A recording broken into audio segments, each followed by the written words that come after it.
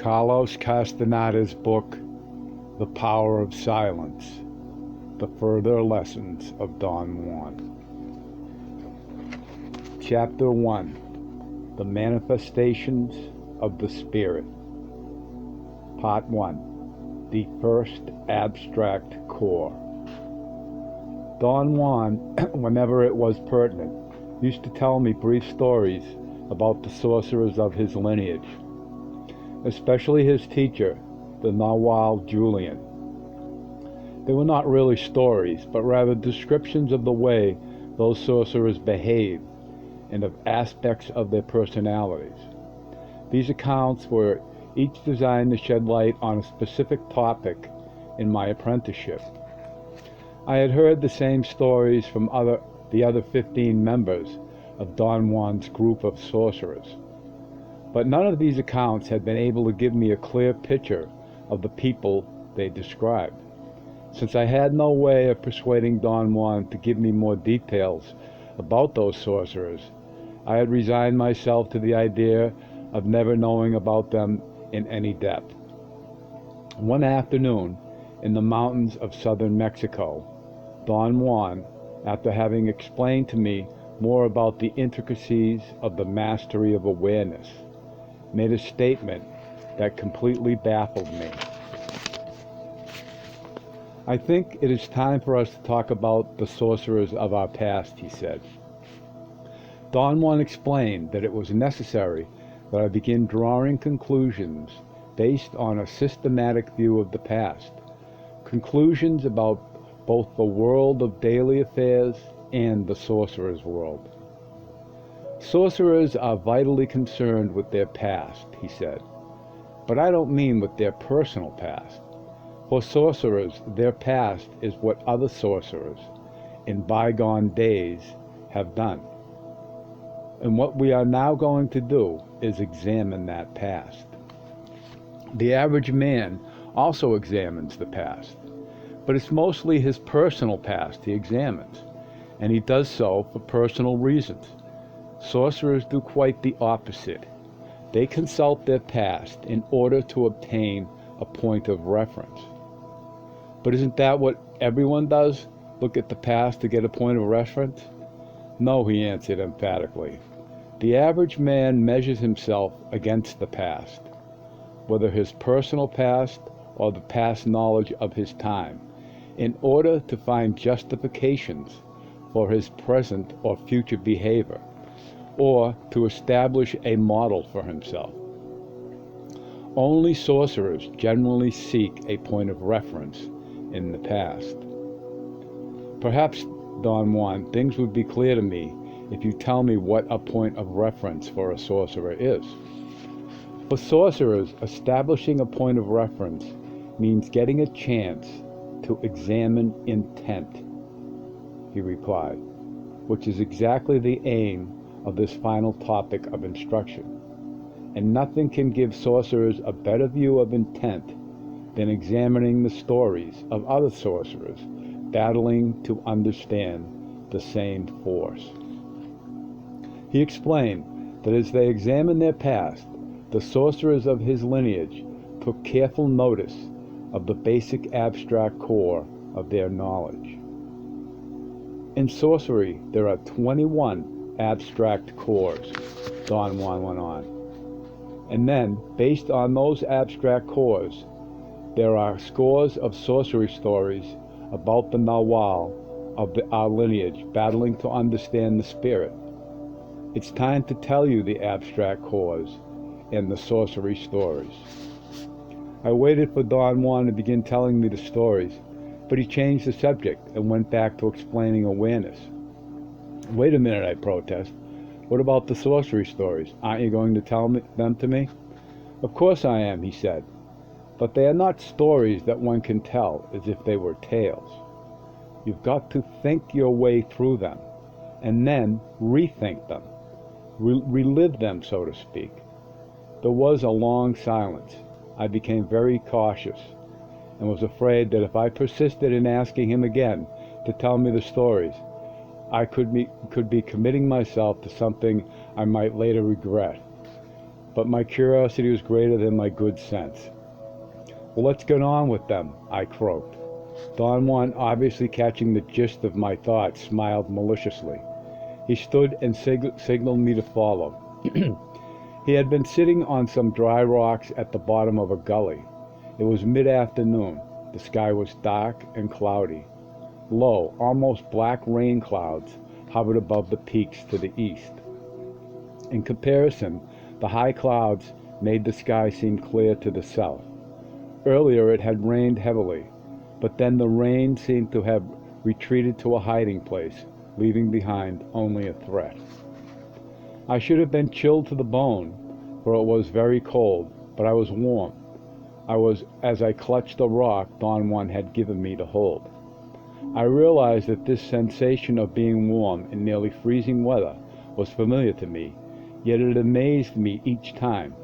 Whenever I seemed about to freeze, Don Juan would give me a branch to hold, or a stone, or he would put a bunch of leaves under my shirt, or on the tip of my sternum, and that would be sufficient to raise my body temperature. I had tried unsuccessfully to recreate by myself the effect of his ministrations. He told me that it was not the ministrations, but his inner silence that kept me warm, and the branches or the stones or the leaves were merely devices to trap my attention and maintain it in focus. Moving quickly, we climbed to the steep west side of a mountain until we reached a rock ledge at the very top. We were in the foothills of a higher range of mountains. From the rock ledge, I could see that the fog had begun to move onto the south end of the valley floor below us. Low, wispy clouds seemed to be closing in on us, too, sliding down from the black-green high mountain peaks to the west. After the rain, under the dark cloudy sky, the valley and the mountains to the east and south appeared covered in a mantle of black-green silence. "This is the ideal place to have a talk," Don Juan said, sitting on the rock floor of a concealed shallow cave. The cave was perfect for the two of us to sit side by side. Our heads were nearly touching the roof, and our backs fitted snugly against the curved surface of the rock wall. It was as if the cave had been carved deliberately to accommodate two persons of our size. I noticed another strange feature of the cave. When I stood on the ledge, I could see the entire valley and the mountain ranges to the east and south. But when I sat down, I was boxed in by the rocks, yet the ledge was at the level of the cave floor and flat. I was about to point this strange effect out to Don Juan, but he anticipated me. "This cave is man-made," he said. "The ledge is slanted, but the eye doesn't register the incline." "Who made this cave, Don Juan?" "The ancient sorcerers, perhaps thousands of years ago. And one of the peculiarities of this cave is that the animals and insects and even people stay away from it. The ancient sorcerers seem to have infused it with an ominous charge that makes every living thing feel ill at ease. But strangely, I felt irrationally secure and happy there. A sensation of physical contentment made my entire body tingle. I actually felt the most agreeable, the most delectable sensation in my stomach. It was as if my nerves were being tickled. "I don't feel ill at ease," I commented. "Neither do I," he said, "which only means that you and I aren't that far temperamentally from those old sorcerers of the past, something which worries me to no end." I was afraid to pursue that subject any further, so I waited for him to talk. "The first sorcerer story I am going to tell you is called The Manifestations of the Spirit," Don Juan began. "But don't let the title mystify you. The Manifestations of the Spirit is only the first abstract core around which the first sorcery story is built. This first abstract core is a story in itself," he went on. "The story says that once upon a time there was a man an average man without any special attributes. He was, like everyone else, a conduit for the Spirit. And by virtue of that, like everyone else, he was a part of the Spirit, part of the abstract. But he didn't know it. The world kept him so busy that he had neither the time nor the inclination to really examine the matter. The Spirit tried, uselessly, to reveal their connection. Using an inner voice, the Spirit disclosed its secrets, but the man was incapable of understanding the revelations. Naturally, he heard the inner voice, but he believed it to be his own feelings he was feeling and his own thoughts he was thinking. The Spirit, in order to shake him out of his slumber, gave him 3 signs, 3 successive manifestations.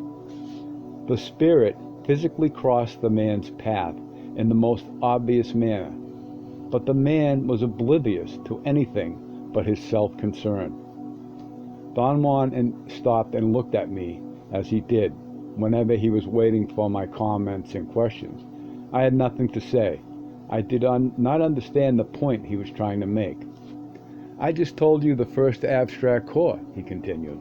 "The only other thing I could add is that because of the man's absolute unwillingness to understand the Spirit, the Spirit was forced to use trickery, and trickery became the essence of the sorcerer's path. But that is another story." Don Juan explained that sorcerers understood this abstract core to be a blueprint for events or a recurrent pattern that appeared every time intent was giving an indication of something meaningful. Abstract cores, then, were blueprints of complete chains of events. He assured me, by means beyond comprehension, every detail of every abstract core reoccurred to every apprentice Nawal. He further assured me that he had helped intent to involve me in all the abstract cores of sorcery in the same manner that his benefactor, the Nawal Julian, and all the Nawals before him had involved their apprentices. The process by which each apprentice Nawal encountered the abstract cores created a series of accounts woven around those abstract cores, incorporating the particular details of each apprentice's personality and circumstances. He said, for example, that I had my own story about the manifestations of spirit. He had his benefactor had his own. So had the Nawal that preceded him, and so on and so forth. "What is my story about the manifestations of spirit?" I asked, somewhat mystified. "If any warrior is aware of his stories, it's you," he replied. "After all, you've been writing about them for years. But you didn't notice the abstract cause because you are a practical man. You do everything only for the purpose of enhancing your practicality. Although you handle your stories to exhaustion, you had no idea that there was an abstract core in them. Everything I've done appears to you, therefore, as an often whimsical, practical activity, teaching sorcery to a reluctant and most of the time stupid apprentice. As long as you see it in those terms, the abstract cause will elude you." "You must forgive me, Don Juan," I said, "but your statements are very confusing. What are you saying?" "I am saying, to introduce the sorcery stories as a subject," he replied. "I've never talked to you specifically about this topic because traditionally it's left hidden. It is the spirit's last artifice. It is said that when the apprentice understands the abstract cause, it's like the placing of the stone that caps and seals a pyramid." It was getting dark, and it looked as though it was again about to rain. I worried that if the wind blew from the east to west while it was raining, we were going to get soaked in the cave. I was sure Don Juan was aware of that, but he seemed to ignore it. "It won't rain again until tomorrow morning," he said. Hearing my inner thoughts being answered made me jump involuntarily and hit the top of my head on the cave roof. It was a thud that sounded worse than it felt. Don Juan held his sides laughing. After a while, my head really began to hurt, and I had to massage it. "Your company is as enjoyable to me as mine must have been to my benefactor," he said, and began to laugh again. We were quiet for a few minutes. The silence around me was ominous. I fancied that I could hear the rustling of the low clouds as they descended on us from the higher mountains. Then I realized that what I was hearing was the soft wind. From my position in the shallow cave, it sounded like the whispering of human voices. "I had the incredible good luck to be taught by two Nawals," Don Juan said, and broke the mesmeric grip the wind had on me at that moment. One was, of course, my benefactor, the Nawal Julian, and the other was his benefactor, the Nawal Elias. My case was unique. "Why was your case unique?" I asked. "Because my generation's Nawals have gathered their apprentices years after their own teachers have left the world," he explained. "Except my benefactor. I became the Nawal Julian's apprentice 8 years before his benefactor left the world. I had 8 years' grace. It was the luckiest thing that could have happened to me, for I had the opportunity to be taught by two opposite temperaments. It was like being reared by a powerful father and even a more powerful grandfather who didn't see eye to eye. In such a contest, the grandfather always wins. So I am properly the product of the Nawal Elias's teachings. I was closer to him not only in temperament, but also in looks. I'd say that I owe him my fine-tuning. However, the bulk of the work that went into turning me from a miserable being into an impeccable warrior, I owe to my benefactor, the Nawal Julian." "What was the Nawal Julian like physically?" I asked. "I don't know that to this day. It's hard for me to visualize him," Don Juan said. "I know that sounds absurd, but depending on his needs or the circumstances, he could be either young or old, handsome or homely, effete and weak or strong and virile, fat or slender, medium height or extremely short." "Do you mean that he was an actor acting out different roles with the aid of props?" "No, there were no props involved. He was not merely an actor. He was, of course, a great actor in his own right, but that is different. The point is that he was capable of transforming himself and becoming all those diametrically opposed persons. Being a great actor enabled him to portray all the minute peculiarities of behavior that made each specific being real. Let us say that he was at ease in every change of being, as you are at ease in every change of clothes." Eagerly, I asked Don Juan to tell me more about his benefactor's transformations. He said that someone taught him how to elicit those transformations, but to explain that any further would force him to overlap into different stories. What did the Nawal Julian look like when he wasn't transforming himself?" I asked. "Let's say that before he became a Nawal, he was very slim and muscular," Don Juan said. "His hair was black, thick, and wavy. He had a long, fine nose, strong, big white teeth, an oval face, strong jaw, and a shiny, dark brown eyes. He was about 5 feet 8 inches tall. He was not Indian or even a brown Mexican, but he was not Anglo-white either. In fact, his complexion seemed to be like no one else's, especially in his later years, when his ever-changing complexion shifted constantly from dark to very light and back again to dark. When I first met him, he was a light brown old man. Then, as time went by, he became a light-skinned young man, perhaps only a few years older than me. I was 20 at the time." But if the changes of his outer appearance were astonishing, Don Juan went on, the changes of mood and behavior that accompanied each transformation were even more astonishing. For example, when he was a fat young man, he was jolly and sensual. When he was a skinny old man, he was petty and vindictive. When he was a fat old man, he was the greatest imbecile there was. Was he ever himself, I asked. Not the way I am myself, he replied. Since I am not interested in transformation, I am always the same, but he was not like me at all. Don Juan looked at me as if he were assessing my inner strength. He smiled, shook his head from side to side, and broke into a belly laugh. What's so funny, Don Juan, I asked.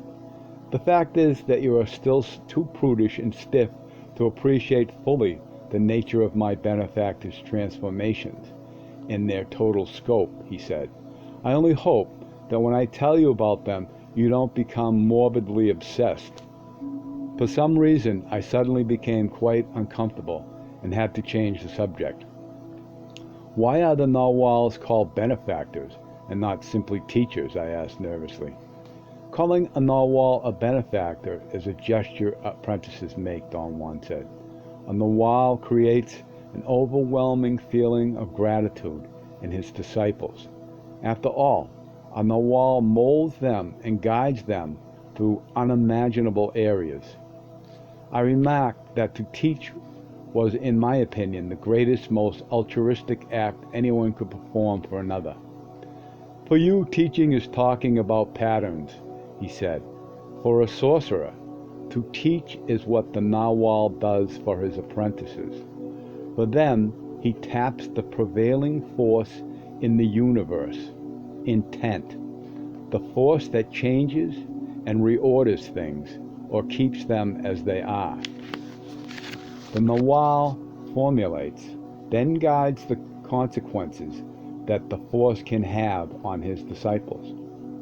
Without the Nawal's molding intent, there would be no awe, no wonder for them. His apprentices, instead of embarking on a magical journey of discovery, would only be learning a trade, healer, sorcerer, diviner, charlatan, or whatever. Can you explain intent to me, I asked.